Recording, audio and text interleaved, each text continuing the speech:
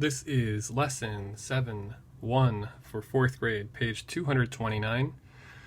We are continuing to talk about measuring capacity. This is part 2, and I'm going to start with my camera zoomed out a bit because we're going to be using these number lines up top as we work on the problems below. So let's jump right in. I'm going to be helping you guys out probably a little bit more than I normally would because these can be complicated. This lesson requires some multi-step level thinking. So let's jump right into number 4, which asks, how many cups are there in a quart of milk? And in order to find the answer to this question, the first thing you need to do is figure out what are your 2 units of measure that you're using here. And take a look at that question and you'll notice it's asking how many cups are there in a quart. So our 2 units of measure are cups and quarts. So the first thing you want to do is see, do we have anything that shows us cups to quarts right away? And I don't see any cups to quarts. I see quarts to pints, quarts to gallons, pints to cups. So this tells me this will be a multi-step problem. So let's start with this. We do know we're dealing with 1 quart of milk because they just say a quart of milk. So let's see, where do we have 1 quart represented? I noticed up top they don't show us 1 quart, they show us 4 to begin. But I do notice here for our second line that 1 quart is equivalent to how many pints? This tells us that 1 quart is equal to 2 pints. So watch what we're going to do here. We've got 1Q, I'll make a note, equals 2 pints. We know 1 quart equals 2 pints. Watch what happens in our third line. It's comparing pints to cups. And we know 1 quart is 2 pints. So that means if we find 2 pints, that's going to be the same as 1 quart, because we just found out right here. So how many cups is 2 pints, aka 1 quart? Here's our answer. 4 cups. Now, the second question is how many cups are there in a gallon? And I'll give you a pro tip here, a shortcut. I just said shortcut, LOL. The cups to gallon was actually figured out on our previous page.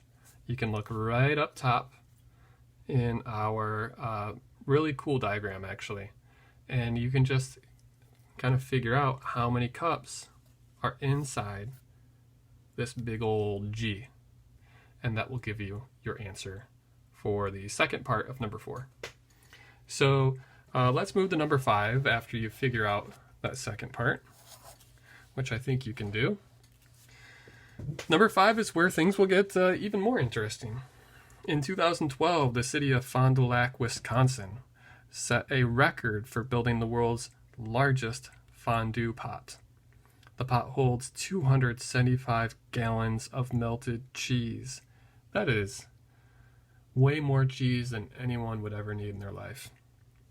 But the question is, out of these 275 gallons, how many pints is that? So basically, we're going to need to figure out how many pints do we have in a gallon. So do we have a pints to gallon comparison up top? We don't. However, if you look over back on our previous page, we do have pints to gallon in our picture.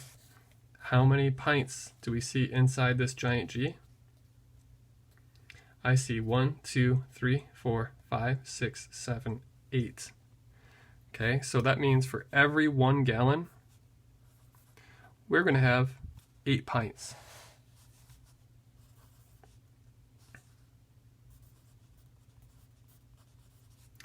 So that means if we had 2 gallons, it would basically be like 2, or excuse me, that'd be like 8 2 times. So what is 8 times 2? 16 pints. If you had 3 gallons, it'd be like 8 times 3, and so on and so forth. So basically, you're going to be taking your gallons and multiplying them by 8, because every gallon has 8 pints. That means for 275, if we're doing 1 times 8, 2 times 8, 3 gallons times 8, now we're just going to do 275 times 8. And you can do this on paper if you want. I'm fine with you using your calculator, because this is not a multiplication lesson. This is a measuring capacity lesson. And since my calculator is my camera right now, I'm going to slide over to my handy dandy laptop. And excellent. 275 times 8. I'm not going to give that to you, but I will tell you the answer is pretty clean. It's an even number. I see a couple of zeros involved. So I'll give you the setup, but I'm going to let you knock it down. All right, so 1 gallon's 8 pints. So we're going to take all these gallons and just multiply them by 8, just like you would for anything else. All right, number 6. Mr. Lee ordered 45 pints of milk for the 4th grade party. There are 96 4th graders, and each one is supposed to get 1 cup of milk. So did Mr. Lee order the correct amount of milk? So the good news here is we have a pints to cups comparison right here. And we know 1 pint is equal to 2 cups. So that means however many pints we have, we'll need to double that number to figure out how many cups. So if you have 2 pints, double it, you get 4. If you have 6 pints, if you have 3 pints, double it, you get 6. 4 doubled is 8. 5 doubled, or times 2, is 10. So we can do the same thing with the pints. We found out, or with the pints that we're ordering down below. We know in order to find how many cups, we just take the pints and we do what? We double it. So we need to find 45 times 2. And a quick shortcut that I know 40 times 2 is 80. And then I'll just take the 5 left over. 5 times 2 is 10. So 45 times 2 is 90. And you might already know that anyway from our work with angles. So 45 pints would be equal to 90 cups. And so here's the question. Every student needs 1 cup of milk. And we just found out that Mr. Lee ordered 45 pints, which is the same as 90 cups. We've got 96 4th graders. And if 96 4th graders each need 1 cup, then how many cups of milk would we need? We would need 96 cups.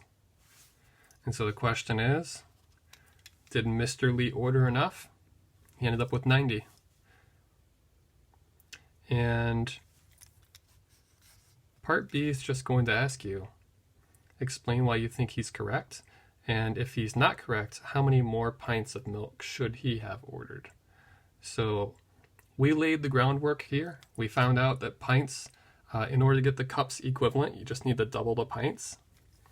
And we did that. So it's up to you to tell me, do we have enough for each 4th grader to have 1 cup? Okay. Number 7 is asking about Daphne.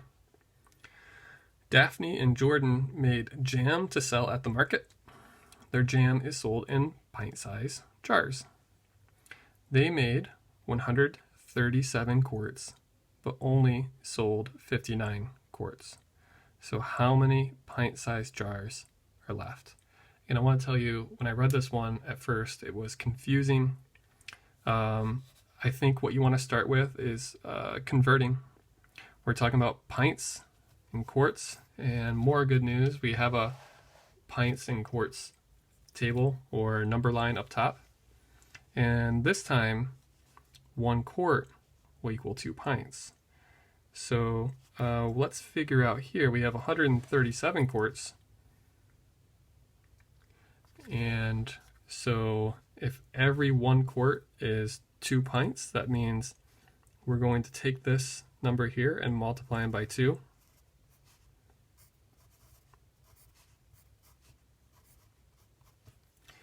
And I'm going to use my calculator for that one.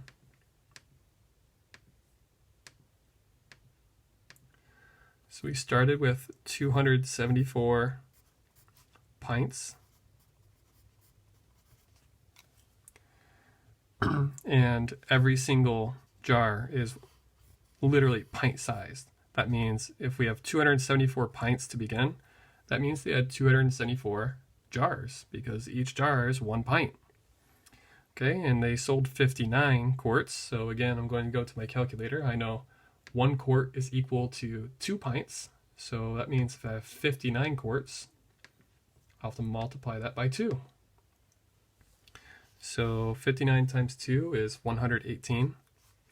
So basically we started with 274 pints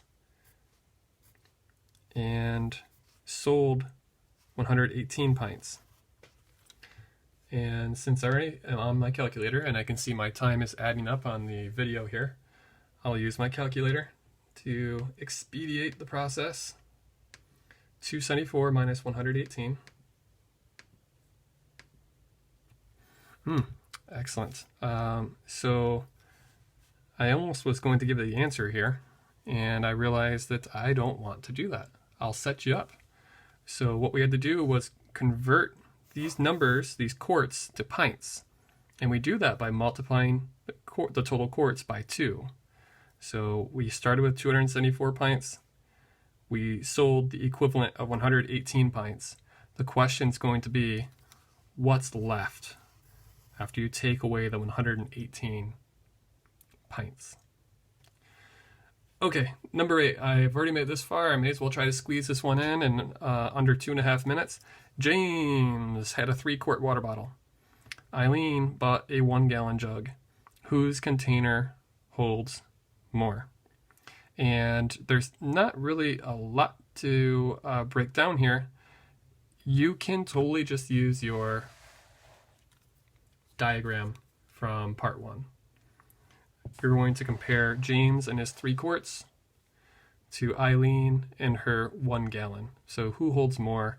And the only thing you'll have to convert is you're going to be answering in cups. So again, remember, Q is quarts, G is gallon, the P is pints, and then the C is cups. Okay, any other questions or anything that's not clear, do not hesitate to reach out to me. This was a tougher lesson, guys. So hopefully it worked out, and we will see you for lesson 7-2.